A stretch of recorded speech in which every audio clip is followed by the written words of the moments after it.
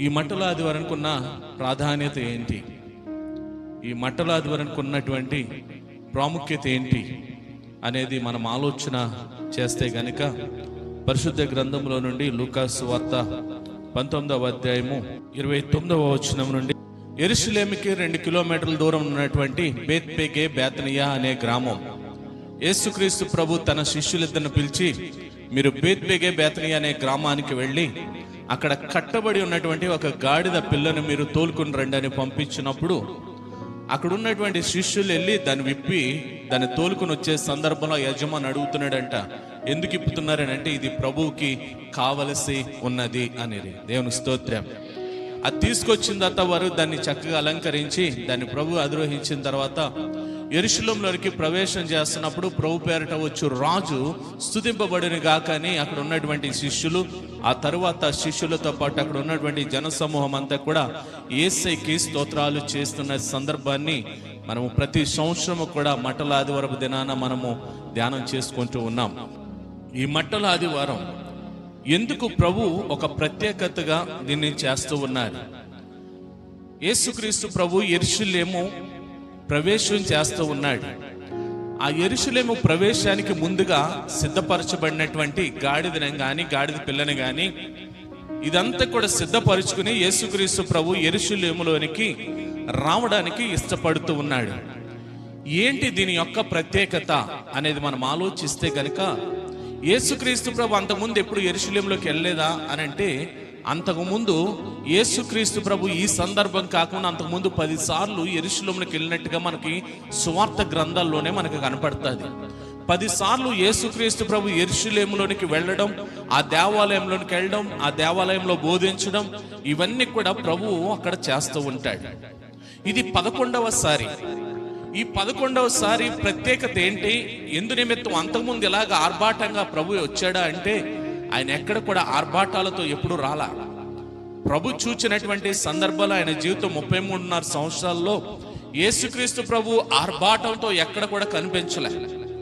యేసుక్రీస్తు ప్రభు చాలా దీనుడిగా, చాలా సౌమ్యుడిగా ఆయన వచ్చి వెళ్ళాడు అన్నట్టుగానే ఆయన కనిపిస్తూ ఉంటాడు. కానీ ఈ సందర్భంలో ఈ 11వ సారి యెరూషలేములోనికి ప్రవేశం చేసినప్పుడు ప్రభువు ముందుగా గాడిద పిల్లను సిద్ధపరుచుకున్నాడు.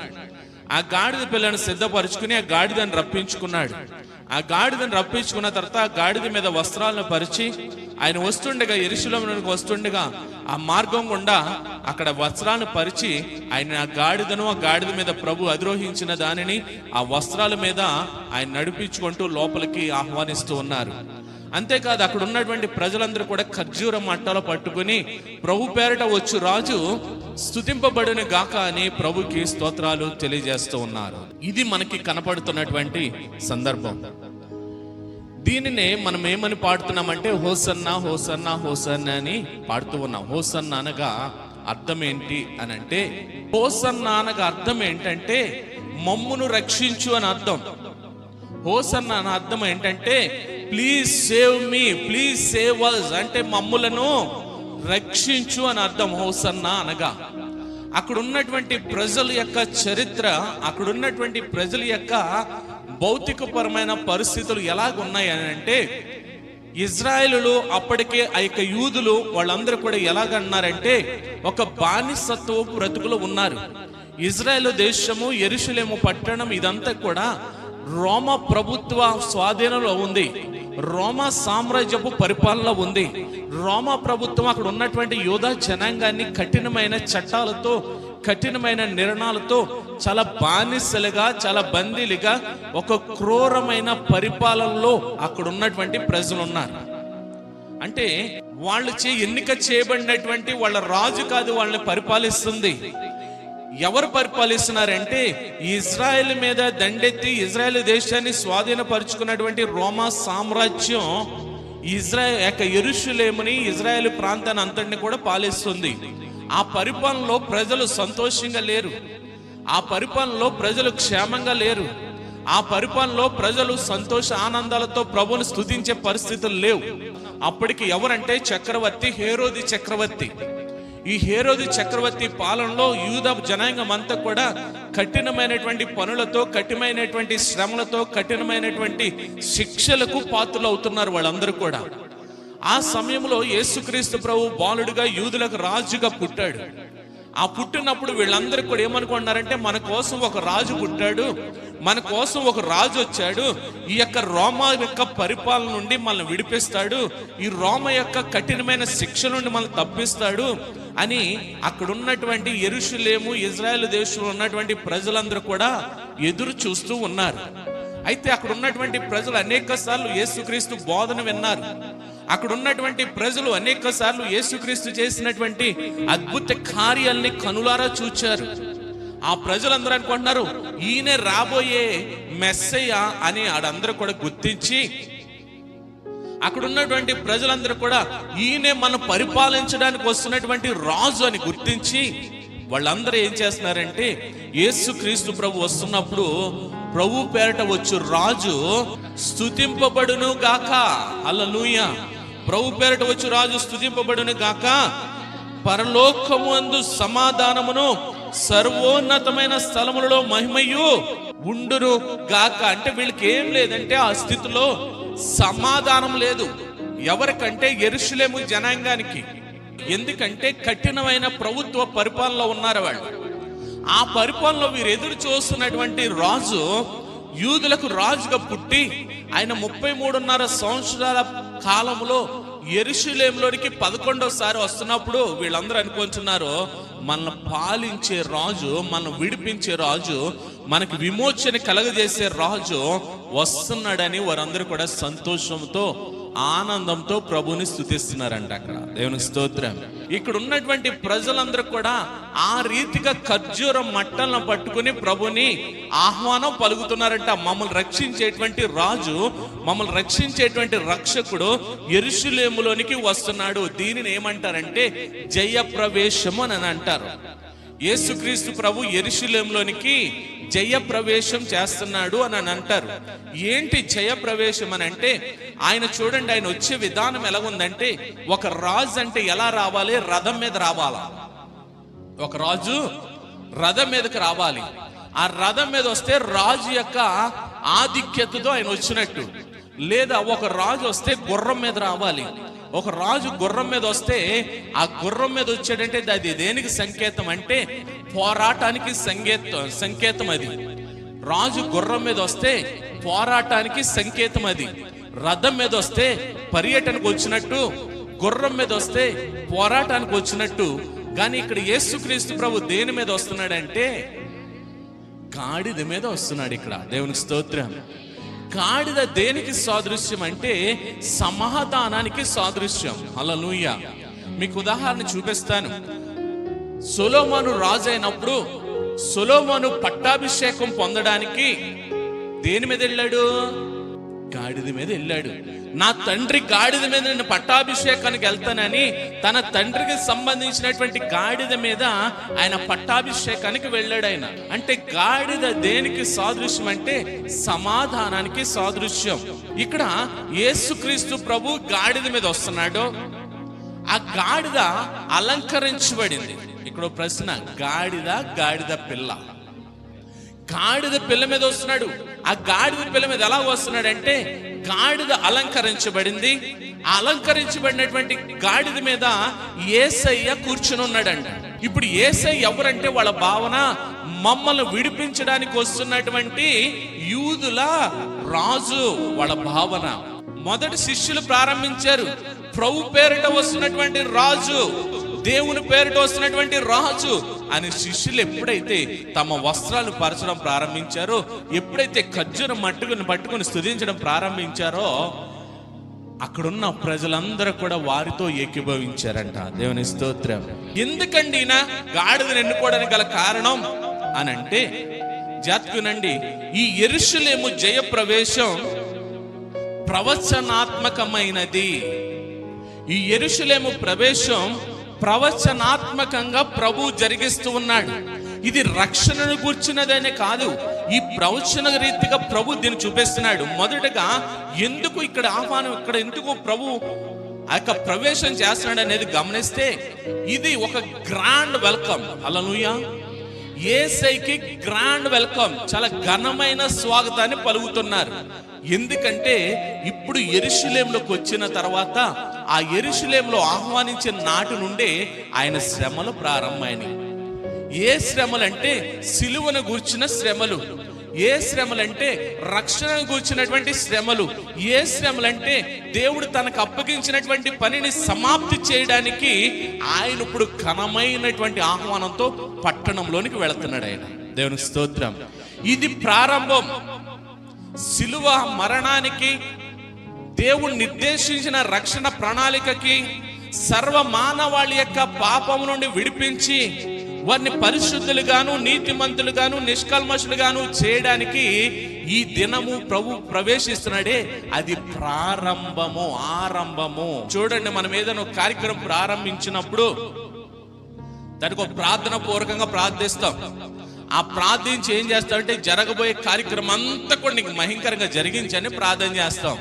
ఆ సిలువ రక్షణ ప్రణాళికకి ఈ ప్రవేశము ప్రారంభం. ఇది ఈ ప్రవేశం ద్వారానే సిలువ మరణము రక్షణ అంతా కూడా సంపూర్తి చేయబడింది. రెండోది ఏంటంటే ఈ ప్రణాళిక ప్రవచనాత్మకమైనది. ఏ ప్రవచనాత్మకమైనది అంటే యేసుక్రీస్తు ప్రభువు ఆ యొక్క గాడిదను అధిరోహించి ఆ యొక్క యెరూషలేము పట్టణంలోనికి ప్రవేశిస్తాడనే సందర్భం జకర్య గ్రంథకర్త 500 సంవత్సరాల క్రితమే బైబిల్లో రాశాడు. జకర్య గ్రంథం 9వ అధ్యాయం 9వ వచనం, సియోను నివాసులారా అనగా పరలోక సంబంధమైన వాసులారా.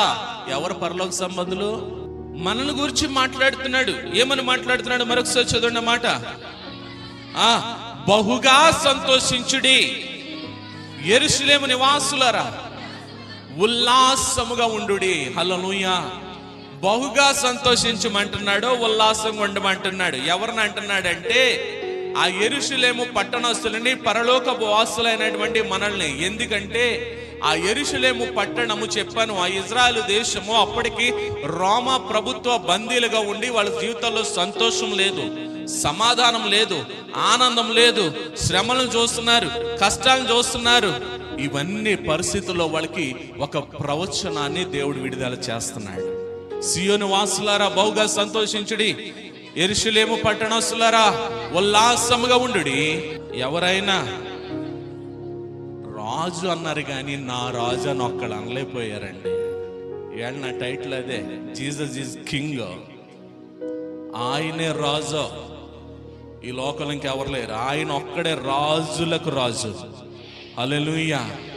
యేసుక్రీస్తు ప్రభు తప్ప ఏ రాజు కూడా లేడు మనకి. ఆయన ఒక్కడే రాజు, ఆయనే రాజులకు రాజు. ఇక్కడ అంటున్నాడు నా రాజు. ఎవరంట నా రాజుకుండే లక్షణాలు? నీతిపరుడు, రక్షకుడు, దీనుడు. గాడిద పిల్లను అధిరోహించి నా యొద్దకు వస్తూ ఉన్నాడు ఆయన. దేవునికి స్తోత్రం. ఆయన ఎవరంటే నా రాజు. నా రాజు, నా రాజుకుండేటువంటి గుణాల్లో నీతిపరుడు. నేను అడుగుతున్నాను, మీరు రాజులను ఎన్నుకుంటున్నారు కదా, మీ రాజుల్లో ఒక్క రాజును చూపించండి నీతిపరుడని. మీరు ఎన్నుకున్న రాజుల్లో ఒక్క రాజును చూపించండి నీతిపరుడని. నా రాజులకు రాజు నీతిపరుడైన. హల్లెలూయా. 2 రక్షకుడైన. మీ రాజుల్లో చెప్పండి, నా ప్రజల కోసం నా ప్రాణాన్ని ఇస్తాను, నా ప్రజల అవసరతలను నేను తీస్తానని ఒక్క రాజుని చూపించండి. కానీ నా రాజు ఎవరో తెలుసా? రక్షకుడు. 3వది నా రాజు ఎవరో తెలుసా? దీనుడు. దాని గురించి ఇంకా పూర్తిగా వివరిస్తాను మీకు. ఎక్కడికి వస్తున్నాడంటే యెరూషలేములోకి వస్తున్నాడు. ఎప్పుడు చెప్పబడిందంటే క్రీస్తు పూర్వం 500 సంవత్సరాల క్రితమే ఆయన గాడిదను అధిరోహించి మన మధ్యకు వస్తాడని చెప్పబడింది. మనం అనుకోవచ్చు గాడిదంటే చాలా తక్కువగా అంచనా వేయచ్చు. మనం పాత నిబంధనలో ఆది కాండం నుంచి మనం గమనిస్తే మనకి గేదెలుంటే గొప్ప. మన ప్రాంతంలో కొంచెం అటు రాయలసీమ అటు ప్రాంతాలకు వెళ్తే గొర్రెలు ఉంటే గొప్ప. గొర్రెలు ఎన్ని గొర్రెలు ఉంటే అంత గొప్పోళ్ళు. మనకి ఎన్ని గేదెలు ఉంటే అన్ని గొప్పోళ్ళు. కానీ పాత నిబంధనలో గాడిదలు ఉన్నవాళ్ళు గొప్పోళ్ళు. అక్కడ హల్లెలూయా. గాడిదలు ఉన్నవాళ్ళు గొప్పోళ్ళు అనగా ఇచ్చిపుచ్చుకోవడానికి కూడా గాడిదలు ఇచ్చిపుచ్చుకున్నారు. ఇక్కడ బైబిల్లో చూస్తే హల్లెలూయా. గాడిదలు తక్కువ అంచనేయకండి. మనం తిడతాం కదా గాడిద అన్నాం. గాడిదని తక్కువ అంచనేయకండి. ఆ గాడిద, ఈ గాడిద ఎవరికి కావాల్సి వచ్చిందో తెలుసా? యేసయ్యకి కావాల్సి వచ్చింది. దేవునికి స్తోత్రం. ఇంకా చూస్తే అబ్రహాము తన కుమారుడైన ఇస్సాకును బలి అర్పణ తీసుకెళ్ళినప్పుడు అబ్రహాముతో పాటు ఎవరు వెళ్ళారు? అబ్రహాము, ఇస్సాకు, అలాగే ఇద్దరు పనివారు, వీళ్ళిద్దరితో పాటు గాడిదని తీసుకుని వెళ్ళారు. హల్లెలూయా. మనం అనుకుంటాం బరువులు మొత్తానికి అనుకుంటాం. గాడిద ఆ యొక్క పాప పరిహారార్థ సమానార్థ బలిలో అది కూడా ఒక భాగంగా వారితో పాటు వెళ్ళింది మోరియా కొండ వరకు. ఇంకా చెప్పాలంటే బిలాము గురించి మనం చెప్పుకున్నాం. బిలాము వెళుతూ ఉన్నాడు, గాడిదనెక్కి వెళ్తున్నాడు. ఇప్పుడు ఎవరో బిలాము, ఎవరో బిలాము ఎవరంటే ప్రవక్త, దేవుని చేత ఎన్నిక చేయబడిన ప్రవక్త. బాలాకు యొక్క ప్రోద్బలంతో ఇజ్రాయెల్ ప్రజలను శపించడానికి దేవునిచ్చి ఎన్నిక చేయబడినటువంటి బిలాము దేని మీద వెళ్తున్నాడంటే గాడిద మీద వెళ్తున్నాడు. గాడిద మీద వెళ్తున్నాడు. దేవుడు అక్కడికే వద్దన్నాడు ఒకసారి, రెండోసారి ఇసిగించాడు, నీ ఇష్టం అన్నాడు. వెళ్ళిపోతుంటే దారిలో ఒక చోట ఈ గాడిద ఆగిపోయిందంట. దాన్ని తన్నాడంట, అయినా కదలేదంట. ఇంకోసారి తన్నాడంట, అయినా కదలేదంట. ఇంకోసారి తన్నేటప్పటికి గట్టు దిగిపోయి కింద, రోడ్డు దిగిపోయి కిందకి వెళ్ళిపోయిందంట. దాన్ని కొడుతున్నాడంట. దాన్ని కొడతంటే ఆ గాడిదకి దేవుడు మాట ఇచ్చాడట, కళ్ళు మూసుకుపోయి ఉన్నావా, కళ్ళు మూసుకుపోయి ఉన్నావా, నీకెదురుగుండా దేవుని దూత కనిపించట్లేదా అని ఒక ప్రవక్తకి బుద్ధి చెప్పింది ఎవరంటే ఈ గాడిదే. చూడండి, ఈ మాట కూడా చూపిస్తాను. నిర్గమకాండం 34వ అధ్యాయం 20వ వచనం. ఇప్పుడు గాడిద బందీగా ఉంది.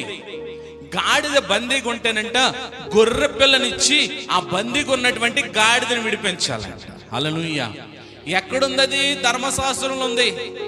ఎక్కడుంది? ధర్మశాస్త్ర కట్టడిలో ఉంది. బందీగా ఉన్నటువంటి గాడిదని విడిపించడానికి గొర్రె పిల్ల సాక్రిఫైస్ కనపడుతుంది అక్కడ. యేసుక్రీస్తు ప్రభు కూడా అదే గాడిద పిల్ల మీద వస్తున్నాడు. యెరూషలేము జయప్రవేశం చేస్తున్నాడు. ఆయన బేత్రేక పంపించాడు. పంపించిన తర్వాత అక్కడి నుంచి గాడిద పిల్లని తీసుకొచ్చారు. ఒలీవల కొండ దగ్గర ప్రారంభమైంది ఆయన ప్రయాణం. ఇక్కడ బైబిల్లో మనకి కనబడుతున్నటువంటి భాగంలో ఒలీవల కొండ మనకు కనబడుతుంది. ఏంటి ఒలీవల కొండ యొక్క ప్రాధాన్యత, ఏంటి ఒలీవల కొండకు ఉన్నటువంటి ప్రాముఖ్యత అని అంటే, యేసుక్రీస్తు ప్రభు ప్రార్థన చేసుకోవడానికి అది ఒక ప్రాముఖ్యమైన స్థలం. ఒలీవల కొండ యేసుక్రీస్తు ప్రభు యొక్క ప్రార్థన యొక్క స్థలం అది. కానీ ఆయనకున్న ప్రత్యేకత ఏంటంటే, ఇదే జకర్యా గ్రంథంలో మాట్లాడుతూ ఉంటాడు. చూడండి, 14వ అధ్యాయము 4వ వచనం. ఆ దినమున అన్నాడు.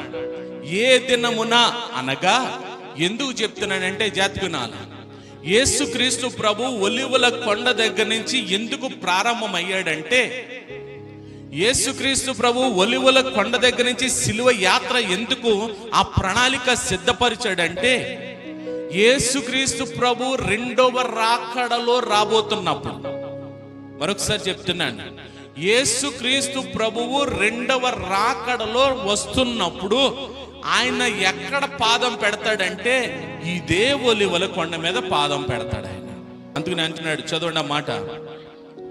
ఆ దినమున యెరూషలేము ఎదుట తూర్పు తట్టున ఉన్న ఒలీవల కొండ మీద ఆయన పాదమును ఉంచగా, ఒలీవల కొండ తూర్పు తట్టుకునకును పడమటి తట్టునకును నడుమికి విడిపోయి అంట ఒక లోయ ఏర్పడుతుందంట. హల్లెలూయా. ఎప్పుడు?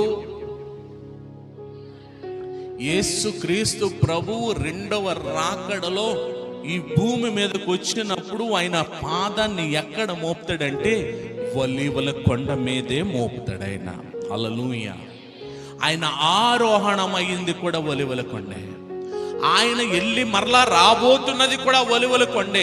అందుకనే ఆ ఒలీవల కొండతో ఆయనకి అంత సాన్నిహిత్యము, సహవాసం. హల్లెలూయా. అది ఒలీవల కొండ దగ్గర ప్రారంభమైంది. ఈ ఒలీవల కొండ దగ్గర ప్రారంభమైనటువంటి యాత్ర పట్టణంలోనికి వస్తూ ఉన్నాడు ఆయన. ఆ పట్టణంలోనికి వస్తున్నప్పుడు వీళ్ళందరూ కూడా ప్రభు పేరిట వచ్చు రాజు స్తుతింపబడును గాక. హల్లెలూయా. ప్రభు పేరిట వచ్చు రాజు స్తుతింపబడును గాక అని వీళ్ళు ఏం చేస్తున్నారంటే దేవునికి స్తోత్రాలు చేస్తూ ఉన్నారంట. దేవుని స్తోత్రం.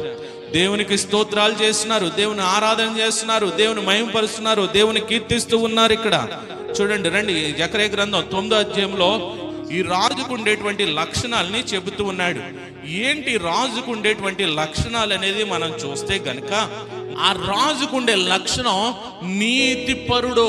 హల్లెలూయా. ఆయనలో ఏ దోషం లేదు, ఆయనలో ఏ కపటము లేదు, ఆయన ఎవరికి కూడా అన్యాయం చేయడానికి రాలేదు.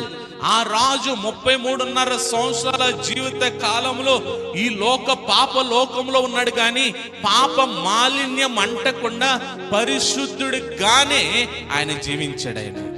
ఆయన ఎవరికి అన్యాయం చేయలే, ఆయన నీతిగానే బ్రతికాడైన. అందుకని అంటున్నాడు, ఈయనెవరంటే నీతి పరుడు. ఆ నీతి పరుడికి లోకానికి వచ్చాడు, ఆ నీతి పరుడిగానే బ్రతికాడు. ఆ నీతిని మనకు ఆపాదించడానికి, ఆ నీతిని మనకు అనుగ్రహించడానికి ఆయన పాపిగా కలువరి శిలువలో తన ప్రాణాన్ని అప్పగించాడు ఆయన. దేవునికి స్తోత్రం. అందుకని రాజుకు ఉండేటువంటి లక్షణం ఏంటంటే ఈయన నీతిమంతుడు. ఈ నీతిమంతుడు ధర్మాన్ని ఖచ్చితంగా నెరవేర్చినటువంటి వాడు. నీతిమంతుడు అని ఎందుకు అన్నారంటే, తండ్రి ఈయన రాకముందు ఒక ప్లానింగ్ ఇచ్చాడంటే ఏంటి, ఆయన తండ్రి ఒక ప్రణాళికని ఇచ్చాడంట. ఆ ప్రణాళికని ఆయన ఎక్కడ కూడా తప్పిపోలే. ఎటువంటి ప్రణాళిక అంటే చూడండి, తండ్రి కుడిపార్శ్వన ఉండేవాడు. ఆయన తండ్రి కుడిపార్శ్వన నిత్యము దూతల చేత పరిశుద్ధుడు పరిశుద్ధుడు పరిశుద్ధుడని ఆయన మహిమను ఘనతను పొందుకోవడానికి అర్హుడిగా ఉండేవాడు ఆయన అక్కడ. అటువంటి వాడు ఆయన ఏం చేస్తున్నాడంటే ఆ మహిమనంతటిని విడిచిపెట్టేసి లోకానికి వచ్చేస్తున్నాడంట. ఆయన మహిమను విడిచిపెట్టేశాడు, దూతల ఆరాధనను విడిచిపెట్టేశాడు. ఆయన ఏమనుకున్నాడంటే, తండ్రి మాటే నాకు వేదవాక్కు అనుకున్నాడు, తండ్రి మాటకి నేను లోబడాలనుకున్నాడు, తండ్రి ఆజ్ఞను శిరసావహించాలనుకున్నాడు. ఆ నీతి ద్వారా మనమందరం కూడా నీతి మంతులుగా మార్చబడాలని ఆశతో ఈ లోకానికి వచ్చాడు. వచ్చినట్లుగానే ఆయన సిలువలో తన ప్రాణాన్ని, తన దేహాన్ని, తన రక్తాన్ని, తన సర్వస్వాన్ని మన కొరకు అర్పించి ఆ నీతిని నెరవేర్చాడు. ఆ నీతి వెనక రహస్యం ఏంటంటే, మనము నీతిమంతులుగా మారాలని, మనము నీతిమంతులుగా జీవించాలని, మనము నీతిమంతులుగా అనేక ముందు సాక్షులుగా నిలబడాలని, మనము నీతి క్రియలు చేయాలని, మనము ఆ నీతిని అనుగ్రహించినటువంటి దేవునికి లోబడి ఆయనకి సమీపస్తులుగా ఉండాలని. మరి ఆ నీతిపరుడు చేసిన కార్యానికి ఈరోజు మనం ఎలాగొంటున్నాం? ఆ నీతిపరుడి యొక్క ఆలోచనల్ని మనము గౌరవిస్తున్నామా? ఆ నీతిపరుడు చేసినటువంటి ఆ త్యాగాన్ని మనం గౌరవిస్తున్నామా? నీతిపరుడు లక్షణాలు ఎలా ఉంటాయి చెప్పమంటారా? యేసుక్రీస్తు ప్రభు ఏ నీతి కలిగి ఉన్నాడో మనము కూడా అదే నీతిని కలిగి ఉంటామంట. ఉదాహరణ చెప్తాను. యేసుక్రీస్తు ప్రభు సిలువలో చనిపోయింది ఎవరి కోసం అంటే నీతిమంతుల కోసం కాదు. అందుకని ఆయన అంటాడు కదా, రోగం కలిగిన వాళ్ళకి వైద్యుడు అవసరం, బాగున్నవాడికి కాదు. హల్లెలూయా. మన పాపులుగా ఉన్నాం కాబట్టి ఆయన నీతిమంతుడికి వచ్చి మన పాపాన్ని తీసుకుని మన నీతిని మనకు ఆపాదించాడు. హల్లెలూయా. అంటే మనం ఎవరం అంటే నీతిమంతులం. అంటే మనం ఎవరిలా మార్చబడ్డామంటే క్రీస్తు పోలికలో మార్చబడ్డాం. ఇప్పుడు క్రీస్తు క్రియలేంటి? ఆయన నీతిపరుడు. మరి మార్చబడిన తర్వాత ఆయన ప్రణాళిక అంతా చేసిన తర్వాత మనం ఎలాగున్నాం? నీతిమంతులు ఉండగలుగుతున్నామా? నీతిమంతులు దేవుని ఎడల భయభక్తులు కలిగి ఉంటారు. నీతిమంతులు దేవుని కోసం ఏదైనా చేయడానికి ఇష్టపడతారు. నీతిమంతులు దేవుని సహవాసాన్ని కోరుకుంటారు. నీతిమంతులు దేవుడి కొరకు తన ప్రాణాన్ని ఇవ్వడానికి ఇష్టపడతారు. నీతిమంతులు ఆ నీతిని ఎదుటి వారికి నీతిని ప్రకాశింపజేస్తారు. నీతిమంతులు ఎదుటి వారి కోసం విజ్ఞాపన చేస్తారు. నీతిమంతులు ఎదుటివారి క్షేమాన్ని కోరుతారు. నీతిమంతులు ఎదుటివారి నాశనాన్ని కోరుకోరు, ఎదుటివారి యొక్క క్షేమమును కోరుకొని వారు కూడా నీతిమంతులు కావాలని కోరుకుంటారు. ఉదాహరణ చెప్పమంటారా? అబ్రహామును లోతు విడిపోయారు. అబ్రహాముని ఏం చేశాడంటే, అబ్రహాం ఆస్తి ఎక్కువ ఒక విధంగా చెప్పాలంటే. లోతుని అన్నాడు, నువ్వే వైపు చూడాలనుకుంటున్నావు, ఎటువైపు తీసుకుంటావు నీ ఇష్టం, ఫస్ట్ నువ్వు తీసేసుకో అన్నాడు. అబ్రహాం లోతుకు అవకాశం ఇచ్చాడు. లోతుకు అవకాశం ఇస్తే లోతు పక్క చూసి, ఇదిగో నేను ఎలాగ వెళ్ళిపోతానని అన్నాడు. అయితే నువ్వు అలాగే వెళ్తాను, నేను ఎలాగ వెళ్తానని, నువ్వు తూర్పు తట్టి వెళ్తానే పడమర తట్టి వెళ్తానని ఇద్దరు సెపరేట్ అయిపోయారు. లోతు ఎక్కడికి వెళ్ళాడంటే సొదొమ గొమొర్రాకి వెళ్ళాడు. ఆ సొదొమ గొమొర్రా అంతకుముందు దాని పేరేంటంటే దేవుని వనము. సొదొమ గొమొర్రాకి అంతకుముందున్న పేరేంటంటే దేవుని వనము. దేవుని వనం అంటే దేవుడు సంచరించే ప్రాంతం, దేవుడు ఉల్లాసంగా అక్కడ సేద తీరేటువంటి ప్రాంతం అనుకుందాం. అది ఏమైపోయిందంటే దేవుని ఉగ్రతకు పాత్రైపోయింది. దేవుడు వచ్చి ఎవరితో చెప్తున్నాడు? అబ్రహాంతో చెప్తున్నాడు, ఇదిగో అబ్రహామా, నాకు చూస్తున్నాను కానీ వాళ్ళు నా మాట వింటలేదు. చాలాసార్లు హెచ్చరించాను కానీ ఆ సొదొమ వాళ్ళు నా మాట వింటలే. వాక్యం చేత అనేక మంది చేత చెప్పించాను కానీ వాళ్ళ క్రమం మాటలే, వాళ్ళ బుద్ధి మాటలే. వాళ్ళు ఇంకా నాకు దూరంగానే ఉన్నారు. ఎలా ఉన్నారంటే పాపం పెరిగిపోయి నా ఉగ్రతను చూచే స్థితిలో ఉన్నారు. వాళ్ళు ఎన్నిసార్లు హెచ్చరించినా వాళ్ళ మాట వినరు. ఎంత వాక్యం చెప్తున్నా వాళ్ళ బుద్ధి మారదో, వాళ్ళ బ్రతుకు మారదో. ఎంత చెప్తున్నా వాళ్ళు మారలో. కాబట్టి నేను ఏం చేయాలనుకుంటున్నానంటే దాని మీద నా ఉగ్రతను తీసుకురావాలనుకుంటున్నాను అన్నాడు. అబ్రహాం అన్నాడు, ప్రభువా ఎందుకు ప్రభు, క్షమించవచ్చు కదా అన్నాడు. నేను నీకన్నా ముందే క్షమాగుణం కలిగినోడు కదా, నీకన్నా ఎక్కువ నేను ప్రేమ గలవాడిని కదా. నాకే అంత కోపం వచ్చిందంటే వాళ్ళు నన్ను ఎంత తీసుకొచ్చుంటారు, నాకే అంత కోపం వచ్చిందంటే వాళ్ళు ఎంత తీసుకొచ్చుంటారు. కాబట్టి ఎట్టి బస్సులు నన్ను క్షమించేది లేదు. ఇంకా ఖచ్చితంగా నేను నా ఉగ్రతను చూపిస్తాను. అలా కాదు ప్రభా, కనీసం ఒక 100 మంది ఉంటే 100 మంది ఉంటే క్షమిస్తాను. అబ్రహాంకు డౌట్, 100 మంది ఉన్నారంటావా అని. 90 మంది, 80 మంది, 70 మంది, 50 మంది, 30 మంది, ఆఖరికి ఎక్కడికి వచ్చాడు తెలుసా? 10 మందికి వచ్చేసాడు. అంటే అబ్రహాంకి అనుమానమా కాదా? అయ్య బాబు, 100 మంది అనేసి 100 మంది ఉంటారా, 50 మంది అనేసి 50 మంది ఉంటారా? కానీ ఈయన ఏం చేస్తున్నాడు తెలుసా? ఆ పట్టణాన్ని కాపాడాలని దేవుని దగ్గర విజ్ఞాపన చేస్తున్నాడు. ఎవరో? అబ్రహాం. హల్లెలూయా. ఈ నీతిమంతుడి విజ్ఞాపన ఎవరన్నారు? దేవుడు అంటున్నాడు, సర్లే 100 మంది అన్నా కదా, 100 మంది ఉంటే క్షమించేస్తున్నాడు. అలా కాదు బ్రో, అలా కాదు, 90 మంది, 80 మంది, 70 మంది, 50 మంది, 10 మంది. సరే 10 మంది ఉన్న క్షమించేస్తాను కానీ అస్సలు నీ బాధ ఏంటయ్యా అంటే అంటాడో, నా తమ్ముడు ఉన్నాడయ్యా అక్కడ, అదో పని చేయి, నువ్వు మొర పెడుతున్నావు కదా. అప్పుడు లోతు కుటుంబం ఎలా ఉంది? ఆ భ్రష్టత్వంలో కూరుకుపోయింది. లోతు కుటుంబం కూడా భ్రష్టత్వంలో ఉంది. అయినప్పటికీ నీతిమంతుడైనటువంటి అబ్రహామును బట్టి దేవుని నడకగా ఆ నీతిమంతుడు విజ్ఞాపన ఎవరన్నారంటే దేవుడు అన్నాడు. హల్లెలూయా. దేవుడిని 10 మంది అన్నా కదా, సరే ఆయన నీ బాధ ఏంటంటే నా కుమారుడు, నా కొడుకున్నాడు, లోతున్నాడు అంటే వాళ్ళ కుటుంబాన్ని వచ్చేయమని అయితే అన్నాడు. హల్లెలూయా. వాళ్ళ కుటుంబాన్ని వచ్చేయమన్నాడు. వాళ్ళ కుటుంబాన్ని వచ్చేయమంటే ఎంతమంది బయటకు వచ్చారు? లోతు భార్య, లోతు కుమార్, 4 వచ్చారు. 4 వచ్చిన తర్వాత అందులో ఒక ఆవిడ మనకులాగా ఉంది, అటు అడిగేద్ది ఇటు అడిగేద్ది. కుటుంబాన్ని రమ్మన్నప్పుడు కుటుంబాన్ని రావాలి, కానీ ఇద్దరు ఉండిపోయారు అక్కడ. ఎందుకు? మా నాన్న కూడా వెళ్తే నాకు ఈ సంతోషం ఉంటుందా, మా నాన్న కూడా వెళ్తే ఈ ఆనందం ఉంటుందా నాకు అనుకున్నారు. ఏ ఆనందం, ఏ సంతోషం? ఇద్దరు మిగిలిపోయారు లోపల, రావడానికి ఇష్టపడలే. వచ్చి 4లో పోని 4 ఏమన్నా తిన్నగా ఉన్నారంటే, ఒక ఆవిడ నా బంగారం వదిలేశాను, నా కోరికలన్నీ అక్కడ వదిలేశాను, అయ్యో బాబు అక్కడ ఎన్నో మెమరీస్ ఉన్నాయి అనుకుని ఒక్కసారి వెనక చూసింది. ఎవరు విజ్ఞాపన చేశారు?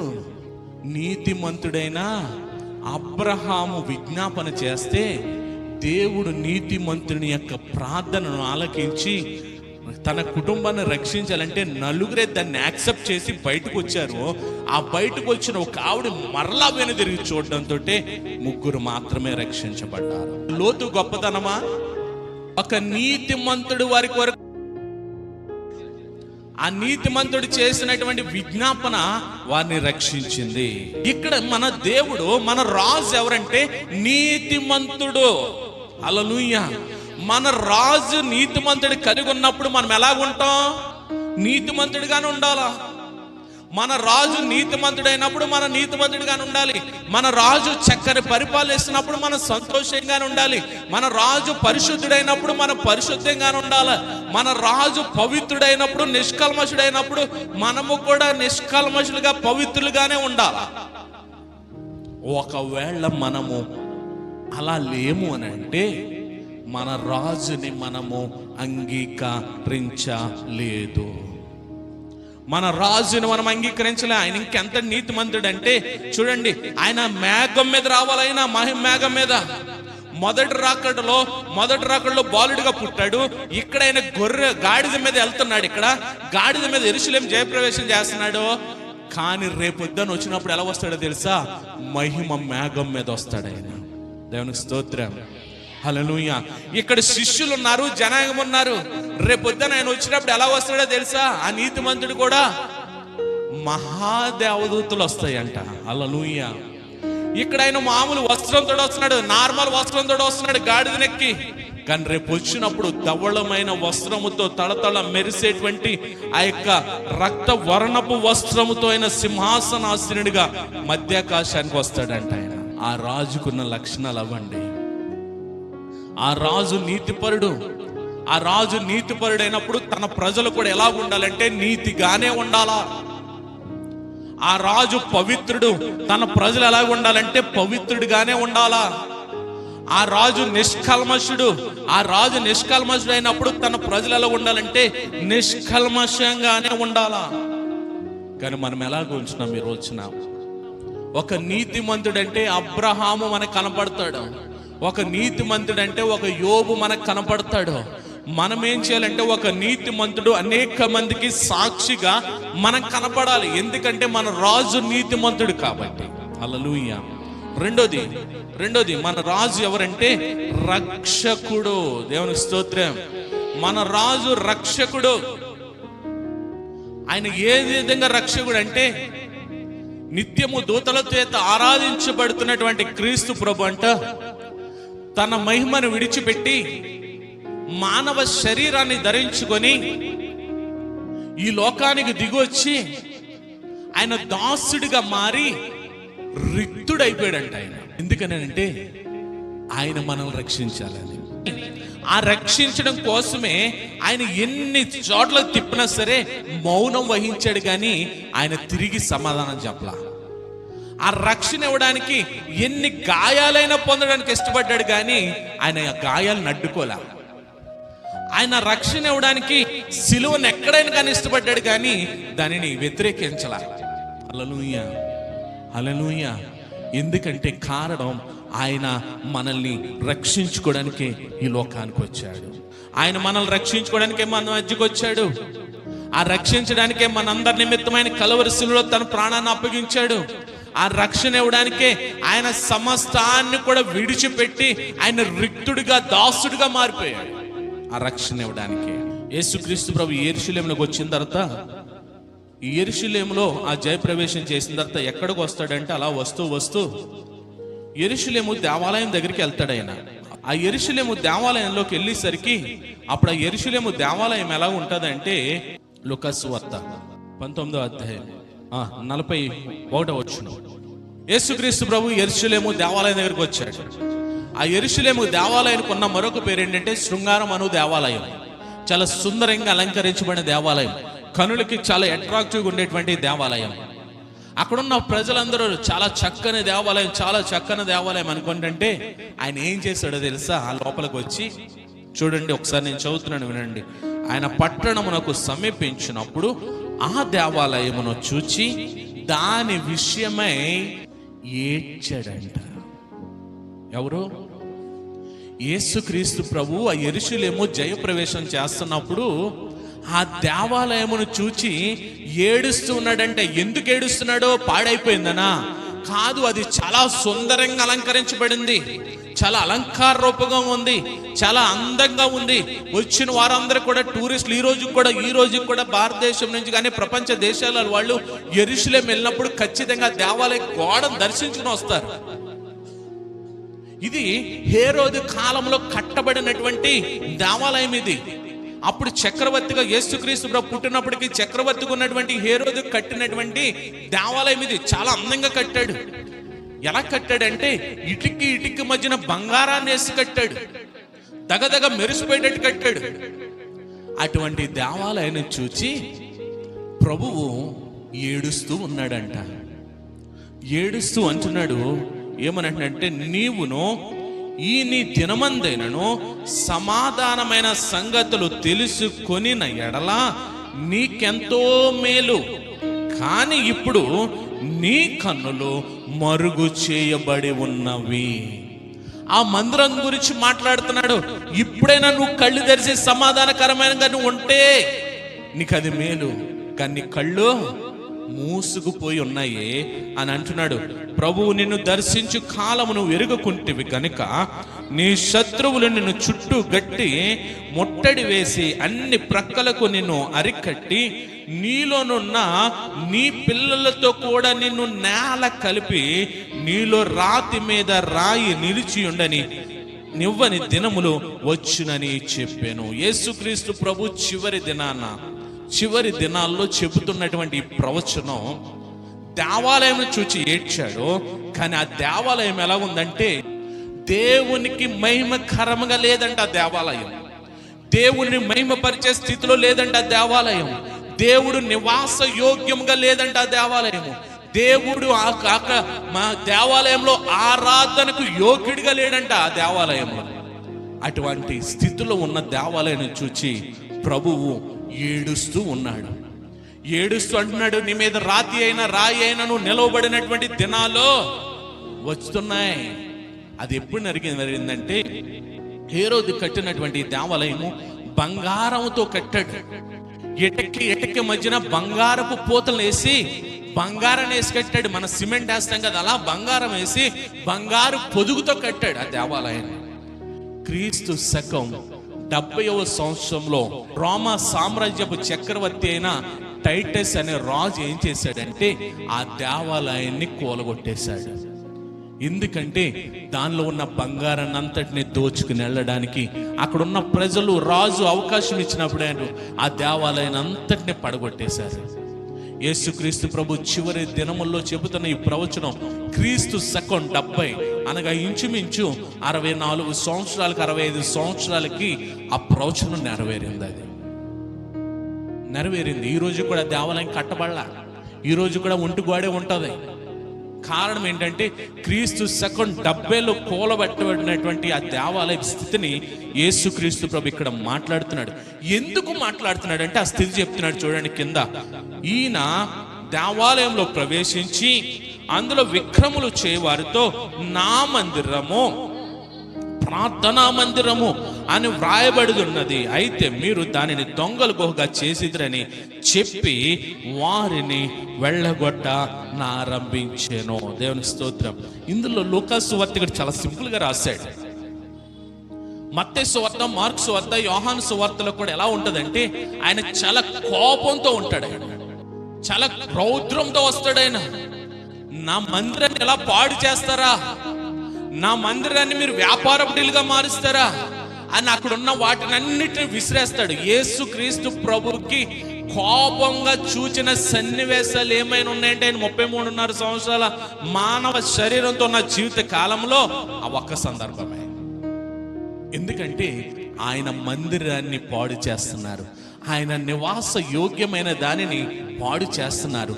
ఆయన నివసించడానికి అనువుగా ఉండడం వలసిన స్థలాన్ని వారు వ్యాపారపు టిల్లుగా మార్చేశారు. కాబట్టి ఆయన చాలా కోపముతో రౌద్రముతో అక్కడున్న వాటన్నిటిని విసరకొట్టి వాళ్ళందరితో అంటున్నాడంట, నా మందిరము సమస్త జనులకు ప్రార్థనా మందిరము. హల్లెలూయా. ఇక్కడ ఏం చేస్తున్నాడంటే ఆ మందిరాన్ని రక్షించుకుంటున్నాడు. ఇక్కడ ఆయన మందిరాన్ని రక్షించుకుంటున్నాడు. యేసుక్రీస్తుకున్నటువంటి రెండవ గుణం ఆయన రక్షకుడు. ఆ మందిరాన్ని రక్షించుకుంటున్నాడు ఆయన. ఈ రోజున మీ దేహమే దేవుని ఆలయము. ఈ దేవుని ఆలయము ఎలాగున్నది? ఈ దేవుని ఆలయాన్ని రక్షించుకోవడానికి ఆయన కలువరి శిలువలో తన ప్రాణాన్ని పెట్టాడు. ఈ దేహాన్ని రక్షించుకోవడానికే ఆయన కడవరి రక్తపు బొట్టు వరకు కార్చాడు. ఈ దేవాలయాన్ని రక్షించుకోవడానికి ఆయన దేహం అంతా స్వరూపమైనను సొగసైనను లేకుండా ఆయన గాయాలను అనుభవించాడు, ఎన్నో అవమానాలు పొందాడు. మరి ఈ దేహమైన ఆలయాన్ని మనం ఎలా ఉంచుతున్నాం? ఆ లోపల ఉన్నది, ఆ దేవాలయంలో ఉన్నది వ్యాపారపటిలుగా మార్చారు. క్రయ విక్రయాలు చేస్తున్నారు, డబ్బులు మారుస్తున్నారు, గొవ్వులు అమ్ముతున్నారు. దేవుని మందిరములో దేవుడు ఆరాధనకు యోగ్యంగా ఉండవలసినటువంటి ఆ స్థలము ఒక వ్యాపారపటిలుగా మారిపోయింది. ఈ రోజు ప్రభు కూడా అంటున్నాడు, మీ దేహము దేవుని ఆలయము, ఇందులో పరిశుద్ధాత్మ దేవుడు నివసించుచున్నాడని మీరు ఎరుగరా? మరి రోజున మనము ఈ దేవాలయంలో ఎన్ని వ్యాపారాలు చేస్తున్నాం, ఈ దేవాలయంలో ఎన్ని ఆలోచనలు చేస్తున్నాం, ఈ దేవాలయాన్ని ఎక్కడికి తీసుకెళ్తున్నాం, ఈ దేవాలయంలో దేవునికి కాకుండా ఏటికి స్థానం ఇస్తున్నాం, ఈ దేవాలయంలో ఒకవేళ మీరు లోక సంబంధమైన వాటితో పెడితే ఈరోజు అదే కోపంతో ప్రభు మనల్ని అంటున్నాడు, ఈ దేవాలయము దేవునికి ప్రార్థనా దేవాలయంగా ఉండాలంట. ఈ దేవాలయం రక్షించుకోవడానికి ఆయన యెరూషలేము జయప్రవేశము చేసి కలువరి శిలువలో తన ప్రాణాన్ని అర్పించాడు. ఆయన రక్షకుడిగా ఈ దేవాలయాన్ని కాపాడుకుంటున్నాడు. ఆయన రక్షకుడిగా ఈ దేవాలయం కోసం తన ప్రాణాన్ని పెట్టాడు. ఆయన రక్షకుడిగా ఈ దేవాలయము ద్వారా మనల్ని తండ్రి దగ్గర ఆయన ఎల్లప్పుడూ స్తుతించేవారుగా ఉంచాలనుకున్నాడు. మరి ఈ దేవాలయం ఎలాగుంది? రోజున ఈ దేవాలయం ఎలాగుంది? ఈ దేవాలయంలో దేవుడు నివసించడానికి యోగ్యంగా ఉందా? ఈ దేవాలయము దేవుడికి అనువుగా ఉందా? ఈ దేవాలయము దేవునికి అవకాశం ఉందా? ఎక్కడుంటున్నామంటే ఈ దేవాలయంలో దేవుడికి స్థానం లేని స్థితిలో ఉంటున్నాం. ఒకవేళ అలాగుంటే ఈరోజు ఇదే కోపము, ఇదే రౌద్రము ప్రభు అంటున్నాడు, ఈ నా మందిరము సమస్త జనులకు ప్రార్థనా మందిరము. ఒకటి, మనము నీతిమంతులుగా అనేక మందికి నీతిని కనుపరిచేవారు ఉండాలి.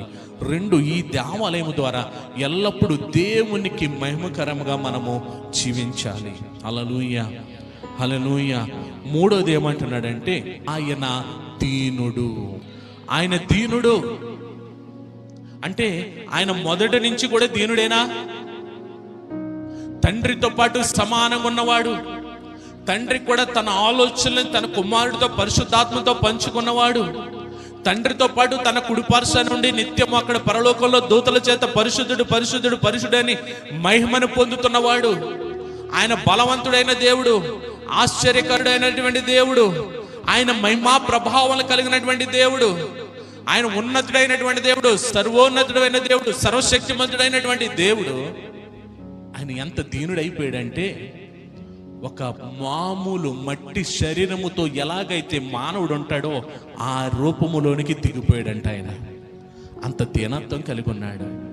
సింహాసనం మీద ఆసీనుడైనటువంటి వాడు ఈ లోకంలోకి వచ్చి ఆయన తలవాల్చుకొనుటకైన స్థలమైనను లేని స్థితిలో మారిపోయాడంట. ఆయన అనేక మంది దేవుల చేత ఆరాధించబడుతున్నటువంటి యేసుక్రీస్తు రాజు ఈ లోకంలోకి వచ్చి దాసుడిగా రిక్తుడిగా మారిపోయాడంట.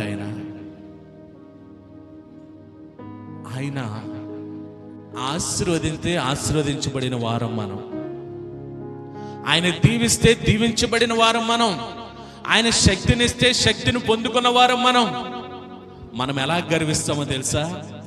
నాకొక్కడి దగ్గర చేయి చాచి అవసరం లేదండి, నేను ఎక్కడికి వెళ్ళాలి, నాకు ఎవడ అవసరం లేదండి అని అంటాం. అంతటి వాడి ఆ దీనత్వాన్ని చూపి ఈ లోకానికి దిగిపోయాడు. ఆయన ఇందా చెప్పాను కదా, రాజు రథం మీద రావాలా, రాజు రథం మీద రావాలి. కానీ రాజు దేని మీద వస్తున్నాడు తెలుసా? గాడిద పిల్ల మీద వస్తున్నాడు. అంటే ఎంత తగ్గించుకున్నాడో ప్రభు. ఈ దీనత్వము పరలోకములో మహిమను పొందేవాడు. శిలువ మరణము అతి ఘోరమైన మరణం, శిలువ మరణము అతి దీనమైన మరణం, శిలువ మరణము భయంకరమైన మరణం. దానిని కూడా ఒప్పుకొని ఆ శిలువ మరణాన్ని అధిరోహించేటువంటి అంత దీన స్థితికి ఆయన వెళ్ళిపోయాడంట. ఆయన ఈరోజు ఆ దీనుడిని రాజుగా చేసుకున్న మనం ఎలా ఉండాలంటే అదే దీనత్వాన్ని మనం కలిగి ఉండాలి. అదే దీనత్వాన్ని మనం కలిగి ఉండాలి. మనం ఏం చేస్తాం తెలుసా? ఒకరితో నాకు పని ఏంటి, నేను వెళ్ళాల్సిన పని ఏంటి, నేను చేయాల్సిన పని ఏంటి? ఆ దీనత్వం మనలో లేదంటే, క్రీస్తు లక్షణాలు క్రీస్తు గుణాలు మనలో లేవంటే మనం క్రీస్తును అంగీకరించిన వారము కాము. ఈరోజు యేసుక్రీస్తు ప్రభువు జయ ప్రవేశం, ఈరోజు యేసుక్రీస్తు ప్రభువు ఆయన గాడిద మీద ప్రవేశం దేనికంటే మన నిమిత్తము ఆయన రక్షణ ఇవ్వడానికి ఒక మార్గంగా ఎంచుకున్నాడు.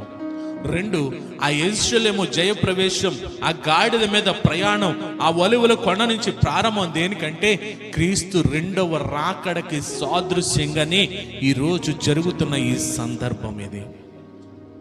ఈ మట్టల ఆదివారం అంటే మట్టలను పట్టుకుని మనం సంతోషంతో హోసన్నా జయము జయమని పాడేయటం కాదు.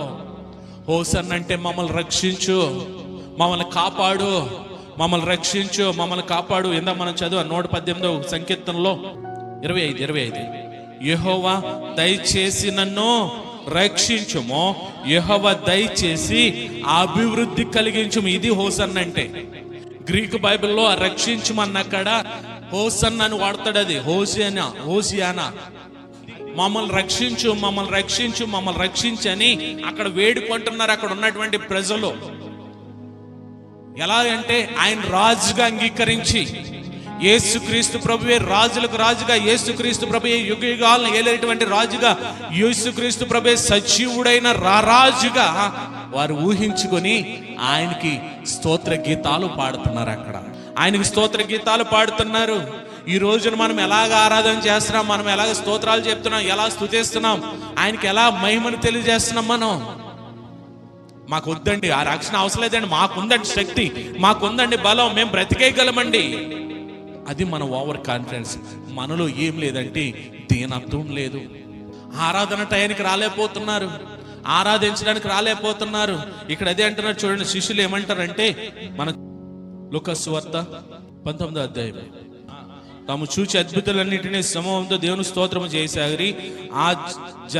ఆ సమూహంలో ఉన్న కొందరు పరిసయ్యులు, బోధకుడా నీ శిష్యుల్ని గద్దింపమని ఆయన జాగ్రత్తగా ఆయనతో చెప్పగా, ఆయన వారిని చూచి, మీరు ఊరకుండిన ఎడల ఈ రాళ్ళు కేకలు వేయనని మీతో చెప్పుచున్నాను అనేను. ఎవరినంటున్నాడైనా? అక్కడ ఉన్నటువంటి శిష్యులను, అక్కడ ఉన్నటువంటి జనాంగం కూడా యేసుక్రీస్తు ప్రభుకి స్తోత్రాలు చెప్తూ ఉన్నారు, యేసుక్రీస్తు ప్రభుని మహిమపరుస్తూ ఉన్నారు. ఆ యెరూషలేము జయప్రవేశంలో వారు గట్టిగా కేకలు వేస్తున్నారు. అక్కడ ఉన్నటువంటి పరిశీలు అంటున్నారు, యేసేని అంటున్నారు, అదిగో మీ శిష్యులు గద్దించు, వాళ్ళు ఎంత కేకలేస్తున్నారు అంటే, యేసే వారిని చూచి అంటున్నాడు, ఒకవేళ వీళ్ళు ఊరుకున్నారనుకోండి రాళ్ళు కేకలు వేస్తాయి. దేవుని స్తోత్రం. మనము ఆరాధన చేసినప్పుడు నోరులు ఇప్పండమ్మంటే ఒక్కళ్ళు నోరెప్పం. మనం ప్రభుకి స్తుతులు చెల్లించాం, ప్రభుకి స్తోత్రాలు చెల్లించాం, ప్రభుకి మహిమ చెల్లించాం. ఆరాధన అయిపోయే టైంకి వస్తున్నారు. ఒకవేళ వచ్చిన నోరులు ఇప్పట్లే. ఈరోజు ఆ పరిశీలి గుంపులో ఉన్నాం మనం. ఒకవేళ ఆరాధనలో ప్రభుని ఆరాధించడానికి మనం రాలేకపోతున్నామంటే, ఆ రాజుని మనం స్తుతించలేకపోతున్నామంటే, ఆ యుగయుగాలు ఏలేటువంటి రాజును మనం కీర్తించలేకపోతున్నామంటే పరిశీలి గుంపులోనే ఉన్నాం మనం. ఆయన రీతిపరుడిగా మన నీతిని పొందుకోలేదు, ఆయన రక్షకుడిగా రక్షణ పొందుకోలేదు, ఆయన దీనుడిగా ఆ దీనత్వాన్ని మనం ఆపాదించుకోలేదు. కాబట్టి ఇంకా పరిశీలిగా వాళ్ళు ఎక్కడ ఉండేవారంటే యేసేతో పాటే ఉండేవారు వాళ్ళు. మనము కూడా యేసే దగ్గర ఉంటున్నాం, కానీ ఆయన మహిమకరమైన స్థితిలో మనము బ్రతకడం లేదు. అందుకని అంటున్నాడు, ఒకవేళ ఊరుకుంటే రాళ్ళు కేకలు వేస్తాయి. ఒకవేళ మీరు నోరు లేకపోతే ఈ గోళ్ళు నోరు లేపుతాయి. ఒకవేళ మీరు ఆరాధించకపోతే ఇదిగో ఇక్కడున్న రాళ్ళన్నీ ఆయన ఆరాధిస్తాయి. ఆరాధనకి నోరులు తెరవలేకపోతున్నారు చాలా మంది. ఆయన నన్ను రాజు, ఆయన నన్ను పాలించే రాజు, యుగయుగాలు కూడా నన్ను పాలించే రాజుగా మనం ఎప్పుడైతే అంగీకరిస్తామో, అక్కడ ఉన్న ప్రజలు ఆ శ్రమల్లో ఎదురు చూస్తున్నారు, ఆ కష్టాల్లో ఎదురు చూస్తున్నారు. ఎందుకంటే వారు ఉన్న బానిసత్వం నుండి మమ్మల్ని విడిపించడానికి ఒక రాజు కావాలని వేడుకుంటున్నారు. మనం అనుకుంటున్నాం, నా కష్టాలు లేవు, బాధలు ఏమి లేవు, టయానికి నేను తింటున్నాను, హ్యాపీగా పడుకుంటున్నాను అని అనుకుంటున్నాం. బయట సంఘము హింసలో ఉంది, బయట సంఘము హింసించబడుతుంది. మనకి నొప్పి లేదు, కానీ మన వరకు వస్తేనే కానీ బాధ తెలియదు. ఇక్కడ వాళ్ళు కూడా శ్రమలో ఉన్నారు. రోమా సామ్రాజ్యం వారిని ఏం చేస్తుందంటే వారి సొంత ఆస్తుల్ని కూడా స్వాధీనపరుచుకుంటుంది, వారి యొక్క ప్రాపర్టీలు స్వాధీనపరుచుకుని వాళ్ళని బానిసలుగా చూస్తుంది. అందుకని అంటున్నారు, మమ్మల్ని విడిపించే రారాజు కోసం మేము ఎదురు చూస్తున్నామని. యేసయ్య వస్తున్నప్పుడు ఘనముగా ఖర్జూర మట్టలతో ఒక రాజుని ఆహ్వానించినట్లుగా వారు మాకు విడుదలనిచ్చేటువంటి రారాజు వస్తున్నాడు, మమ్మల్ని పాలించేటువంటి రారాజు వస్తున్నాడు, మమ్మల్ని యుగాలు ఏలేనటువంటి యుగాలనేలే రారాజు మా మధ్యకు వస్తున్నాడని వారు ఆహ్వానిస్తున్నారు. వాళ్ళు మనల్ని కూడా ఆ రాజు పాప బంధకాల నుండి విడిపించాడు, శాప బానిసత్వం నుండి మనల్ని విడిపించాడు. మనము దీనులుగా దరిద్రులుగా ఉన్నప్పుడు మన నిమిత్తమైన రాజు దరిద్రుడైపోయి మనల్ని ధనవంతులుగా చేశాడండి. ఆయన ఆ రాజును ఆరాధించడానికి మనం ఎలాగుంటున్నాం ఈ రోజున? ఆ నీతిపరుడు, రక్షకుడు, దీనుడు, ఆ గుణాల్ని మనం ఎప్పుడైతే ఆపాదించుకుంటామో క్రీస్తు ప్రత్యక్షత మనలో నుండి అనేక మంది అన్య జనాంగానికి ప్రకటించబడతాది. మనం ఎలాగున్నామంటే నా బ్రతుకు వరకు నాకు చాలండి, పక్కోడు గొడవ నాకు అనవసరం. మనం దీనుడిగా మనం ఏం చేయాలంటే అనేక మందిని దీనత్వంతో ప్రభు వైపు తిప్పేవారిగా ఉండాలంట. మనం అలాగుండం. మనం వాళ్ళ ముందే కాలర్లు ఎగరేస్తాం. క్రైస్తవుడికి ఉండాల్సినటువంటి ఆ దీనత్వాన్ని ప్రదర్శించం. మనం ఎదుటోళ్ళు ఎవరనేది కూడా చూడం, నోరు వేసుకుని పడిపోతూ ఉంటాం. ఎదుటోళ్ళు ఎవరనేది చూడడం, వాళ్ళకి ప్రేమను చూపించం. ఎదుటోళ్ళు ఎవరనేది చూడడం, వాడికి దేవుని ప్రేమను మన ద్వారా వ్యక్తపరచం. మనం ఏది మాట్లాడాలనుకుంటున్నామో మన హృదయంలో ఏది ఉంటే దాన్ని నోరు మాట్లాడుతుందంట. అంటే మన హృదయంలో ఉందంటే మన హృదయంలో యేసుక్రీస్తు ప్రభు లేడని అర్థం. ఎవరున్నాడంటే అపవాదిగాడు ఉన్నాడని అర్థం.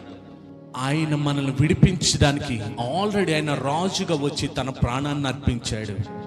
ఆయన మనల్ని పాప బంధకాల నుండి రక్షించడానికి, మనల్ని నీతిమంతులుగా మార్చడానికి ఆయన కడవరి రక్త బొట్టు వరకు కార్చి మనల్ని రక్షించి మనల్ని రోజున ఆ సంతోషముతో, ఆ ఆనందంతో అంటున్నాడు కదా అక్కడ, సియోను ప్రజలారా సంతోషించుడి, యెరూషలేము పట్టణస్తులారా ఉత్సాహించుడి. ఈ రోజు సంతోషము, ఆనంద, ఉత్సాహము వాటన్నిటిని కూడా ప్రభు మనకు అనుగ్రహించాడు. హల్లెలూయా. ఇది దేనికి గుర్తంటే, ఈ మట్టల ఆదివారం దేనికి ఛాయ అంటే, దేనికి సాదృశ్యం అంటే క్రీస్తు రెండవ రాకడలో యుగ యుగాలు పాలించే రాజుగా సింహాసనాసీనుడిగా ఉన్నప్పుడు ఆయన ఎదుట ఉండేటువంటి ఆ పరిపాలనలో మనకు కూడా అధికారులు ఉంటామంట. దానికి సాదృశ్యంగానే ఈ మట్టల ఆదివారం. మట్టలు పట్టుకుని వస్తాం, ఎందుకో తెలియదు. మట్టలు పెట్టేస్తాం, ఎందుకో తెలియదు. ప్రతి ఆదివారం లాగే నిలబడతాం, ఎందుకో తెలియదు. కానీ మనము ఆయనలాగా నీతిపరులుగా మారాలంట. ఆయనలాగా రక్షించే వారికి, ఇతరులుగా నశించిపోతున్న వారిని రక్షించడానికి మనము కూడా ఒక పాత్రగా మారబడాలంట. మూడవది, క్రీస్తు ఏ దీనత్వాన్ని అయితే కలిగి ఉన్నాడో అట్టి దీనత్వంలో మనము కూడా ఉంటూ అనేక మందికి క్రీస్తుని ప్రేమను ప్రకటించేవారిగా, అనేక మందికి క్రీస్తు ప్రేమను మన జీవితం ద్వారా ఒక సాక్షులుగా మనం ఉండాలని ఈరోజు విన్న మాటల్ని జ్ఞాపకం చేసుకోండి. యేసు క్రీస్తు ప్రభు యెరూషలేము జయప్రవేశం ద్వారా సిలువ రక్షణ ప్రణాళికకి పునాది. అంతేకాదు, రాబోతున్న రెండో రాకడికి ఛాయగా మన ముందు ఈరోజు మట్టల ఆదివారం ఉంది. కాబట్టి దీన్ని గ్రహించుకుని దాని ప్రకారం మనం ఎల్లప్పుడూ కూడా ప్రభుకి కృతజ్ఞత పూర్వకంగా, ప్రభుని స్తుతించేవారిగా, ప్రభుని ఎల్లప్పుడూ ఆరాధించి మహిమపరిచేవారిగా ఉండాలని కోరుకుంటున్నాను. ఒకవేళ మనం ఆరాధించకపోతే, ఒకవేళ మనం స్తుతించకపోతే, ఒకవేళ మనం కీర్తించకపోతే, ఒకవేళ నేను భక్తిలో ఉన్నాను అనుకుని భ్రమలో బ్రతికితే ఈ రాళ్ళు ప్రభుని స్తుతిస్తాయి. గుర్తుపెట్టుకోండి, ఆయన దేన్నైనా చేయగల సమర్థుడు. ఈ సృష్టినంత నోటి మాట ద్వారా కలుగజేసిన దేవుడు ఆ సృష్టి ద్వారా ప్రతిరోజు మహిమను పొందుకుంటున్నాడు, ఒక్క మానవుడి ద్వారా తప్ప. అటువంటి మానవుడి కోసమే తన ప్రాణాన్ని అప్పగించాడు ఆయన. అటువంటి మానవుడి కోసమే తన ప్రాణానికి విమోచన ఇచ్చాడు ఆయన. అటువంటి మానవుడి కోసమే దీనుడిగా ఈ లోకానికి వచ్చి కలువరి శిలువలో దీనత్వంతో ఆయన దీన మరణాన్ని పొందాడు. దాన్ని జ్ఞాపం చేసుకుని మనము కూడా అట్టి గుణాలు, వాటి లక్షణాలు కలిగి ఉండాలని కోరుకుంటూ ఈ నా మాటలు ముగిస్తున్నాను. ప్రార్థన చేద్దాం. గల తండ్రి, కృపగల దేవా, ఇంతవరకు మాట్లాడిన మాటలను బట్టి తండ్రి, దీనుడిగా, రక్షకుడిగా, నీతిమంతుడిగా నన్ను గొర్రెను అద్రోహించి నన్ను యెరూషలేములో జయప్రవేశం చేస్తున్నావు. నన్ను సమాధానకరంగా పట్టణంలోకి వస్తున్నావు. కానీ నువ్వు రాగానే తండ్రి మందిరమును చూచి దుఃఖిస్తున్నావు. మందిరం పాడైపోయింది, మందిరం శిథిలమైపోతుంది అని దుఃఖిస్తున్నావయ్యా. నన్ను మా మందిరాలు కూడా, మా దేహం అనే మందిరాలు కూడా ఆ స్థితిలోనే ఉన్నాయి ప్రభువా. లోకంలోనూ, లోకం ఆశల్లోనూ, లోకంలో ఉన్నటువంటి కోరికలు నెరవేర్చుకోవడానికే మేము నన్ను మా మందిరాన్ని వాడుకుంటున్నాం. నన్ను మా మందిరాన్ని కూడా శుభ్రపరచండి. ఆల్రెడీ నువ్వు కలువరి శిలువలో కార్చిన రక్తం ద్వారా తండ్రి మా దేహాన్ని శుభ్రపరచండి, మా హృదయాన్ని పవిత్రపరచండి, మా మనస్సును నూతనపరచండి. నూతన హృదయంతో మమ్మల్ని తండ్రి నీ కనువైన స్థలంగా మమ్మల్ని మార్చమని అడుగుచు పరిశుద్ధాత్ముడా, ఈ విన్న మాటలు బట్టి నీ వలె నీతిపరుడిగా, రక్షకుడిగా, దీనుడిగా అనేక మంది ముందు సాక్షులుగా మేము ఉండగలిగే కృప మా అందరికి దయచేసి మహిమ పొందమని ఈ వాక్ ద్వారా ఇక్కడ ఉన్న ప్రతి ఒక్కరితో మాట్లాడవు తండ్రి. దీన్ని విని తండ్రి, దీన్ని గ్రహించుకుని దాని ప్రకారం నడుచుకునే కృపా ధన్యత వీరందరికీ దయచేయమని యేసు నామములో ప్రార్థిస్తున్నాం తండ్రి. ఆమేన్.